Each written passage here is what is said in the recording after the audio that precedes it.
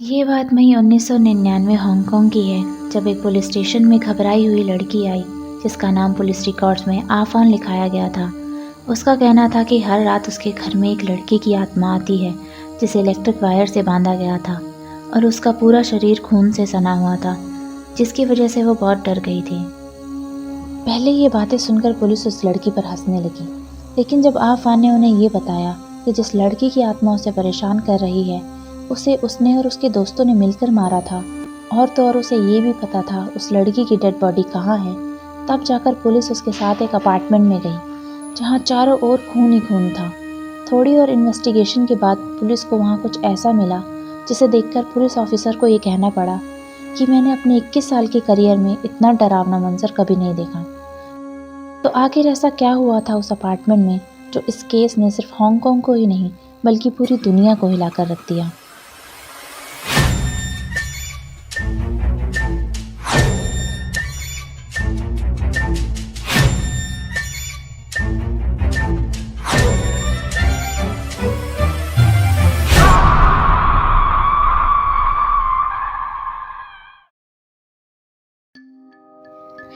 Fan man ई का बचपन बहुत ही मुश्किलों भरा था।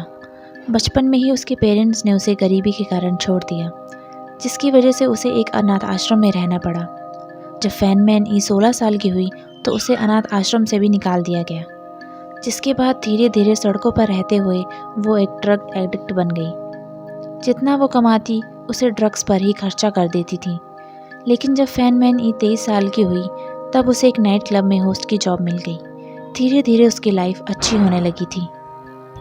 लेकिन फिर 1997 में वो चैन मैन लोक नाम के आदमी से मिली, जो एक ड्रग डीलर था।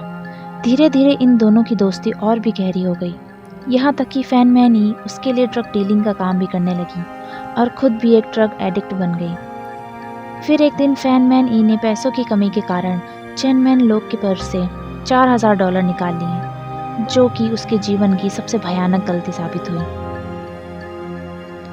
जब चैन मैन लोक को इस बारे में पता चला तो उसने फैन मैन ई को $4000 के साथ साथ $10,000 इंटरेस्ट के तौर पर लौटाने को कहा।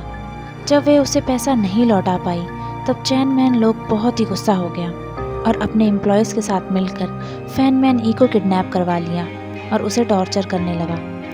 वो उसे एक अपार्टमेंट में ले गया जब फैन मैन ई को एक चेयर पर इलेक्ट्रिक वायर से बांध दिया गया।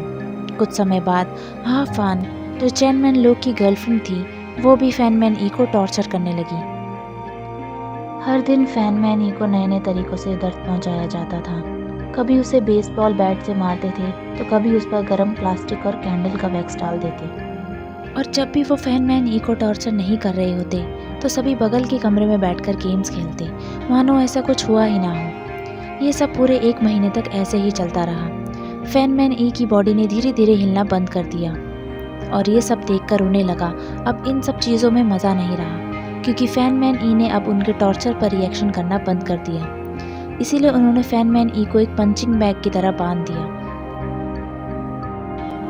15 अप्रैल 1999 चैन मैन और उसके साथी डिनर के लिए बाहर चले गए, लेकिन जब वो वापस लौटे तो फैन मैन ई मर चुकी थी। लेकिन ये सब यही नहीं रुका। चैन मैन और उसके साथियों ने फैन मैन ई की डेड बॉडी को अलग अलग टुकड़ों में काट दिया।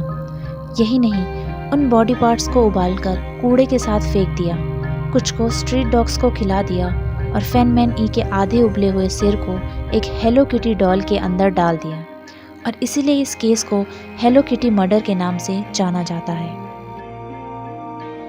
पुलिस इन्वेस्टिगेशन में आफान ने सब कुछ बता दिया। जब कोर्ट में चैन मैन और उसके साथियों का ट्रायल शुरू हुआ तो वो सभी एक दूसरे पर ही फैन मैन को टॉर्चर करने का इल्ज़ाम लगाने लगे और ये भी कहने लगे कि फैन मैन की डेथ ड्रग ओवरडोज के कारण हुई है। भले ही कोर्ट में ये पता नहीं चला कि फैन मैन की जान टॉर्चर से गई है या ड्रग से, लेकिन चैन मैन और उसके साथियों ने उसका टॉर्चर किया है ये साबित हुआ और उन्हें उम्र कैद की सज़ा दी गई।